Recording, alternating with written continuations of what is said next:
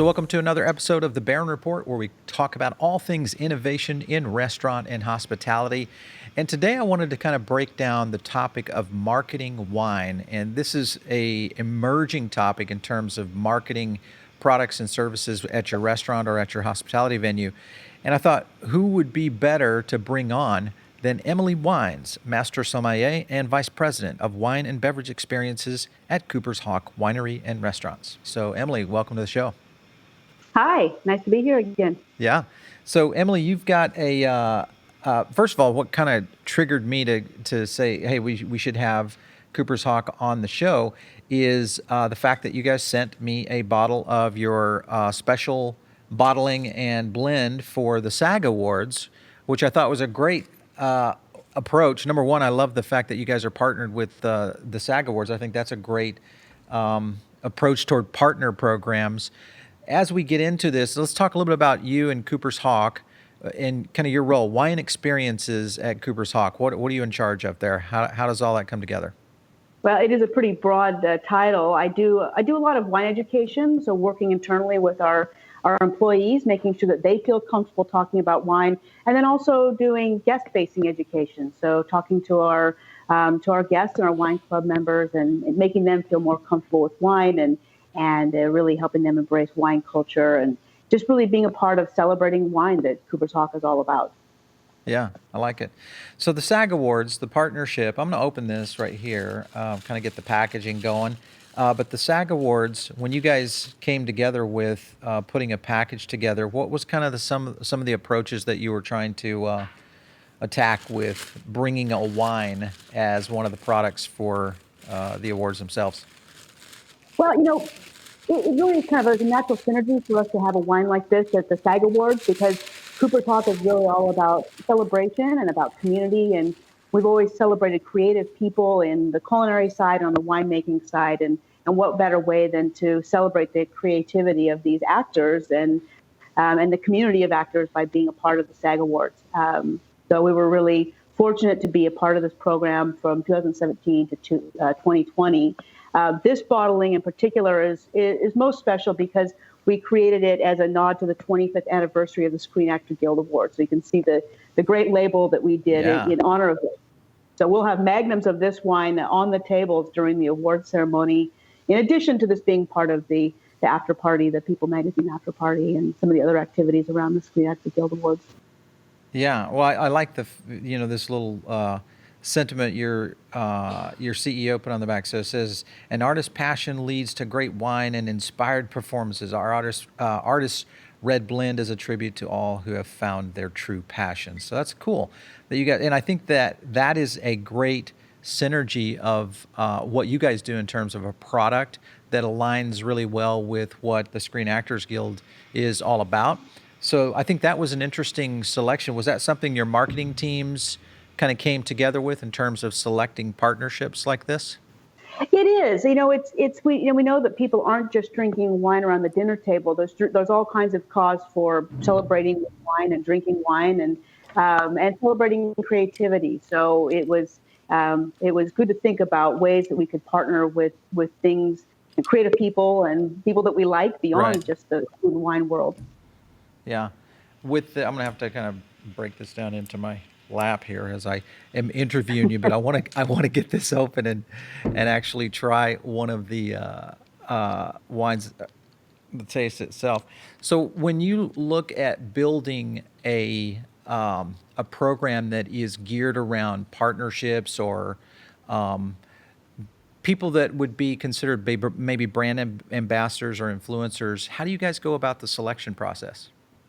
It's really it's a combination of things. One of them is about a broader exposure for Cooper's Hawk. How can we reach an audience that may not be familiar with who we are, and also about finding like-minded people. And for us, like-minded people means people that are creative and people that we the company that we like to keep, whether it be chefs, other wineries, organizations like the Screen Actors Guild. That we want to hang out with. And this is a great exposure also for our wine club members. It gives them access to some organizations and personalities that they might normally not be able to feel that close.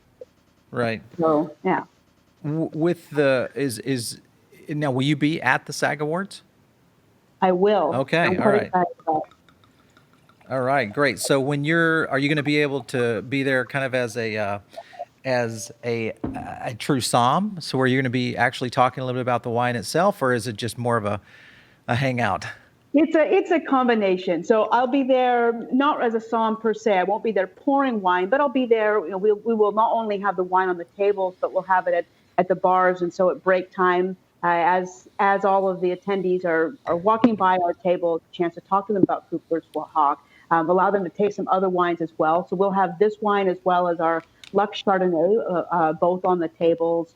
It's just a chance to really represent the winery.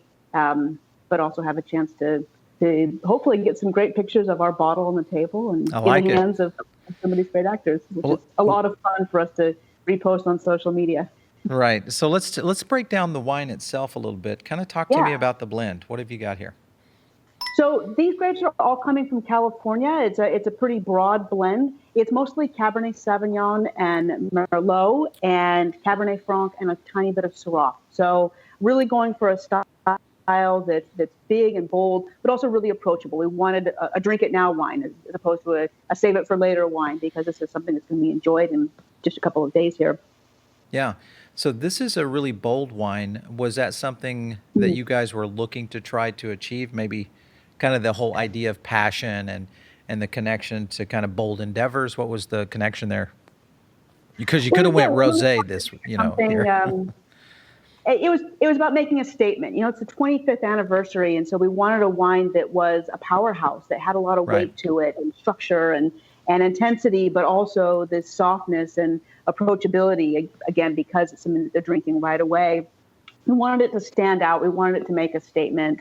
We wanted it to be a wine that had a lot of pride, just as all of those are going to be. Those who have created these great films over the last year are certainly proud of what they've done.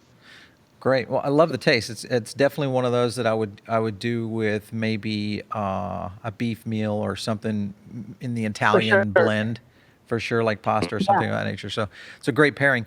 Let's talk a little bit about the aspect of marketing wines today. So obviously, Cooper's Hawk, I think, has done a great job in having a person like you that's leading their overall wine experience. And their how are you tied into the wine club at Cooper's Hawk? In a lot of ways. So our wine club is, first of all, it's the largest wine club in the world. We have 350,000 wine club members, That's which is a amazing. really incredibly captive audience. And it's a group of people who are really passionate about wine, passionate about creating community, and are really hungry for wine culture. And so we do a lot of things for our wine club members in our partnerships to, again, give them access to the kinds of people that they might see on TV, but can't necessarily get that close to. An example would be some of our celebrity chefs. Right. We just did an event with Richard Blaze, who's a lot of fun. And we do these Friends of Cooper's Hawk dinners where people can come in and hang out and watch cooking demonstration for a very small group of people, 150 people. It's not very often that you have access to these celebrity chefs like that. We also do collaborations where you don't necessarily have to go to an event to have access to the chef. For example, with Tyler Florence, we did actually have done a couple of wines with him. So a collaboration where he had a vision about creating a wine that was really food friendly, that would go with specific kinds of cuisine. And so we did a wine of the month in partnership with Tyler Florence, and that was available in all of our restaurants for our wine club members. Yeah. Same thing with other wineries. So the company that we keep is other people who make wines that we really like. And we know that our wine club members aren't just drinking Cooper's Hawk, they're drinking other wines, and they want our help telling them what else we think is really good. Yeah. So we've done collaborations with Coppola and Deloche and other wineries. Very cool. Well, I like the fact that you guys are blending in other makers into that, because I think that shows, one, a lot of credibility. It gives you guys a lot of credibility and confidence, I think, from a brand standpoint, to know that your products line up well, and at the same time, kind of you think of the guest or your customer first, which I think is very important in today's marketing messages for restaurants and operators. Let's talk a little bit about the idea of the wine list, and because this is one thing that I think a lot of operators really have trouble with. One is they have trouble with being able to make the product, kind of approachable or at least marketable in the sense of where people might come into the restaurant specifically for either an offering, a dinner, a wine pairing, something of that nature. I've seen a couple of operators here in South Florida who've been able to do it very artfully, and they've put together very interesting programs, much like what you guys have done in terms of wine dinners and tastings. Is that something that you feel like is the first step in getting a wine list off the ground? Do you feel like you have to get it out there in maybe a tasting approach or that, or are there other models of marketing that you guys are experimenting with? I think it's really about making things accessible, making things easy to approach. And I think especially these days, you see a lot of sommeliers who are going to the other extreme, like with really geeky wine lists and very quirky, offbeat wines that can sometimes really turn consumers off. And I think that having an entry point is really important. And what's actually one of the things I like about Cooper's Hawk is that there's really an entry point for anyone. Somebody who's just coming to wine for the first time, we've got a wine for them. Somebody who wants to explore deeper, we've got those wines as well. And so I think that's really key, that we're not really alienating anyone with our wine list. We also make it really easy for people to select wines to go with their meal because we have pairings listed throughout the menu. We give you opportunities to taste. We have an extremely liberal tasting policy where you can taste any one of our wines before you decide on the bottle, which is pretty unusual for a restaurant. Yeah. So I think those kinds of things make it a lot easier for people to just naturally gravitate towards having wine. Yeah. Have you seen a movement of recent where restaurants now are leading a lot more with their wine bars or with their cocktail or artisan spirits programs to where they're leading out as kind of the draw for the restaurant? I feel like there's actually kind of a shift back a little bit from the bar side. I felt like there was a period of time where you had a lot of restaurants that were being driven by their cocktail list or their cocktail program. And I feel like today you can't lead with that anymore because it's a given that restaurants are going to have these good cocktail programs. And so I feel like there's a shift back towards wine. I'm starting to see a lot more restaurants leading with their wine list now as opposed to their cocktail list, which I'm always excited to see. Yeah. It's I think people are going full circle and coming back towards exploring wine again. Interesting. Okay, so let's talk a little bit about some things like what we're doing, and that is I've seen a few of these on social media over the past, really about the last 6 months. It seems to have accelerated some, and that is these virtual tastings where people are doing, whether it's over YouTube or even over a podcast. I've even, listened to a couple of podcasts that are doing tasting and bringing a wine's, attributes out in, especially in audio form, is really tough. I mean, even though you can't, even on this, this show, you can't really see all the great, tones of this color and the legs of the wine, but I think wine is an experience that you almost have to close your eyes on. Do you feel like these virtual tastings could be something that could take off for restaurants? I think so. I think that wine's one of those things that inevitably you have people who are like, they read the description or they hear a tasting and they're like, all I taste is wine. But then there's also this power of suggestion, which is kind of how we learn how to talk about wine and how to taste wine, where you're like, all I smell is wine. Someone's like, well, there's blackberry. Like, yeah, I do get blackberry. Yeah. And they start to learn those markers. And I think it makes people speak the language of wine better and become better at speaking to what it is that they like and don't like and choosing the wines that they want in the future. Yeah. Well, very cool. All right. So wine marketing, I feel like, is coming back then, a lot more attributes to it. And I think, more education is really kind of the trick. If you look at how wine kind of hit the scene, especially on social media, all the way back to Wine Library TV with Gary Vee.